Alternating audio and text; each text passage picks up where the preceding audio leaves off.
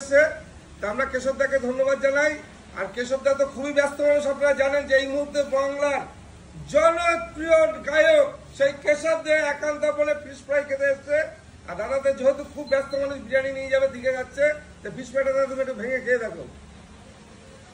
যারা যারা কেশবদার ফ্যান আছেন তারা অবশ্যই আমরা ভিডিওটা পোস্ট করবো, তাড়াতাড়ি করে ফলো করুন। আর কেশবদা বলবে যে ফিশ ফ্রাইটা কিরকম, দাদা কিরকম মাছটা দেখাও, তুমি একটু ভেঙে দেখাও।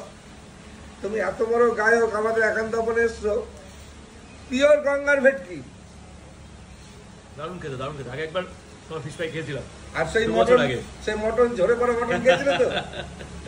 দাদা মটন খেতে পারি না, দাদা মটন খায় না, আমরা কিন্তু সেই 1.5 কেজি রানের পিস দাদাকে খাইছিলাম, পুরো পরিবার ছিল, খেয়ে দিয়ে খুব আনন্দ হয়েছে। দাদা গানও করে গেছিল, যেহেতু আজকে খুব ব্যস্ত, কালকে দীঘাতে মন্দির উদ্বোধন, সেখানে চলে যাচ্ছে, সিএম এর অনুরোধে ইনভাইট করেছে, সেই কারণে আমাদের না হলে দাদা মটন আমি খাওয়ানো খুব ইচ্ছা ছিল, খেতে পারলো না।